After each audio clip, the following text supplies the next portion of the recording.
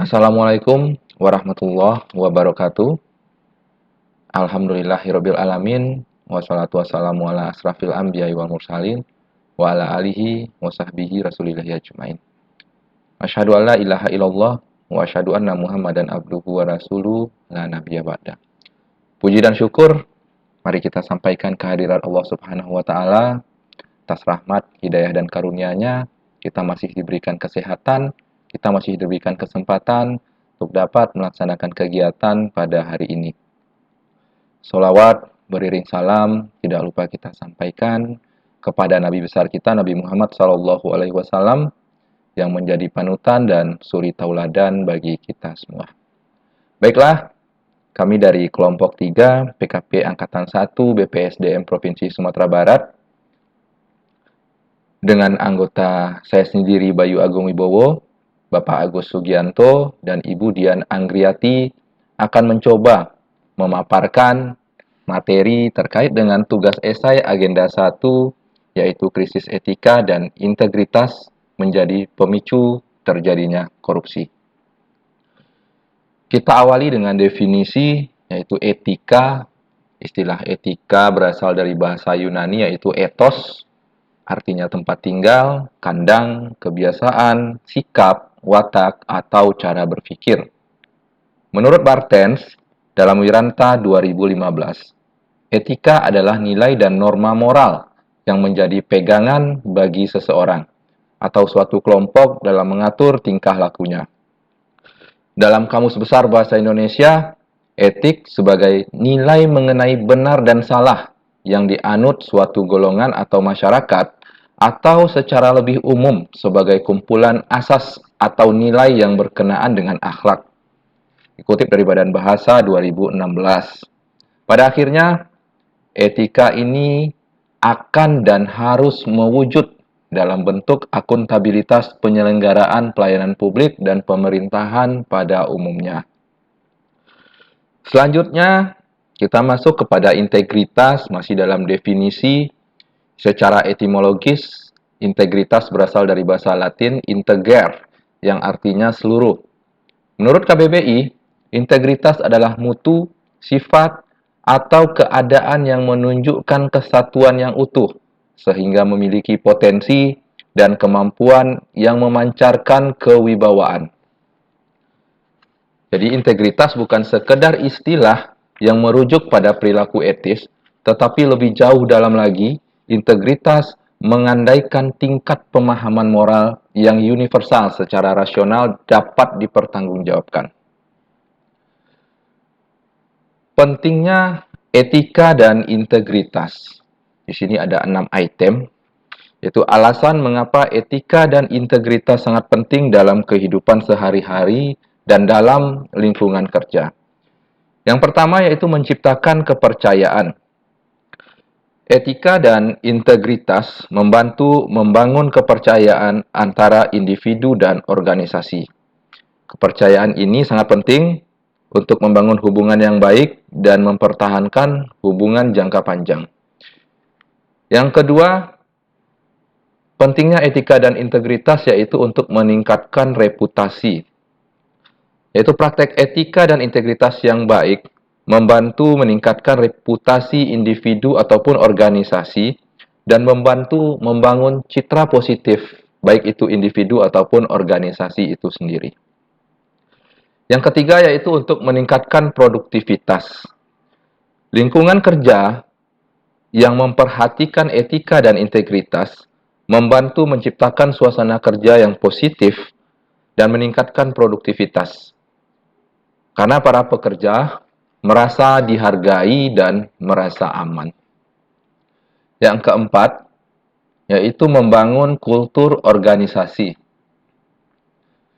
Etika dan integritas membantu membangun kultur organisasi yang positif dan membantu menciptakan lingkungan kerja yang sehat dan baik. Yang kelima, mencegah konsekuensi negatif.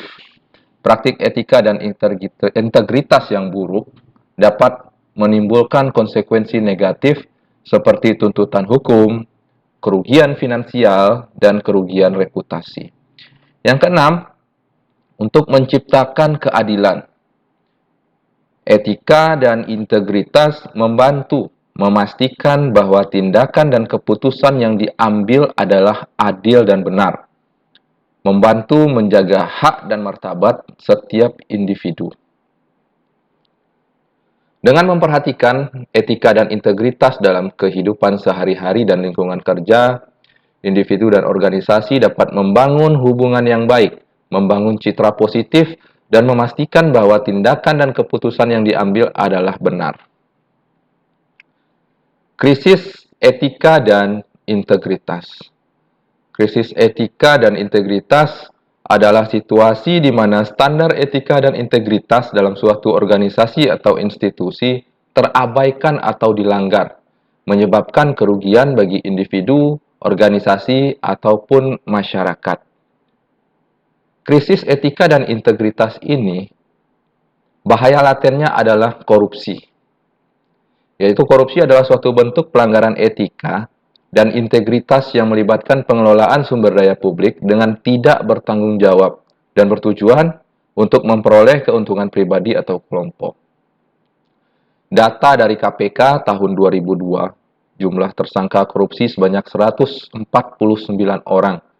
Jumlahnya meningkat 34,23% dibanding tahun 2021 yang hanya sebesar 111 tersangka.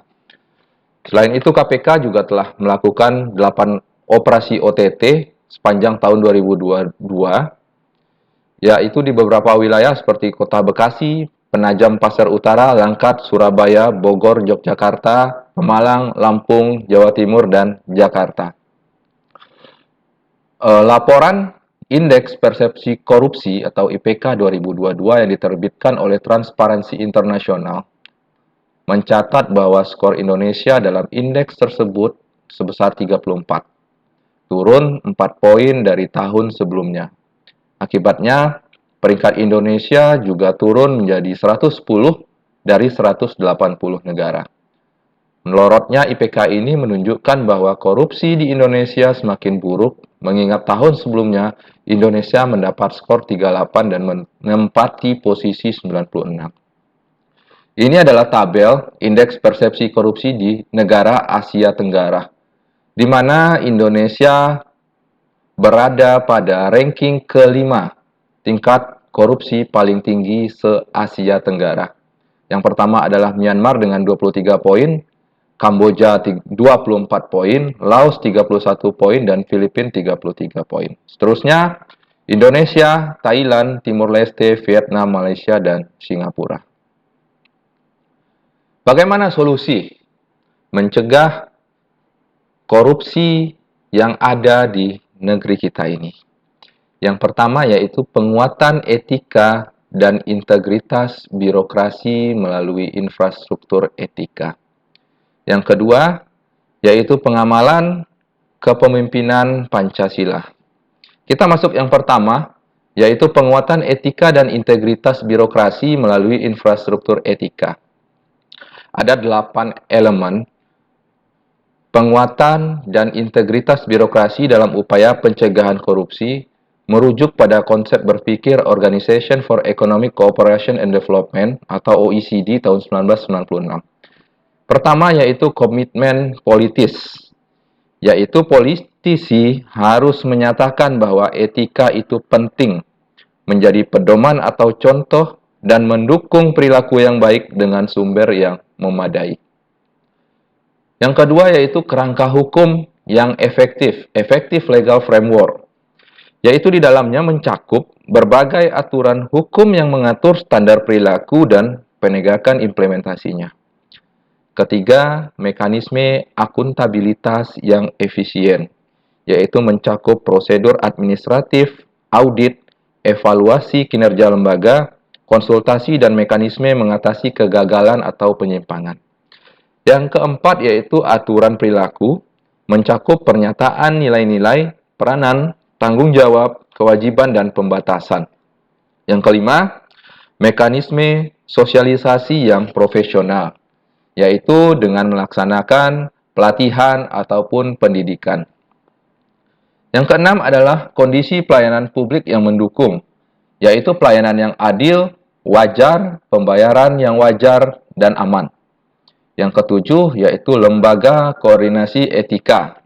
Yang kedelapan, yaitu masyarakat sipil yang aktif, termasuk peran media sebagai pengawas aktivitas pemerintah.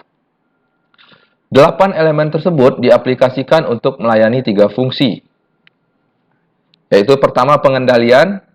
Pengendalian dicapai melalui 3 elemen, yaitu kerangka legal yang memungkinkan investigasi independen, mekanisme akuntabilitas yang efektif, dan keterlibatan pengawasan publik.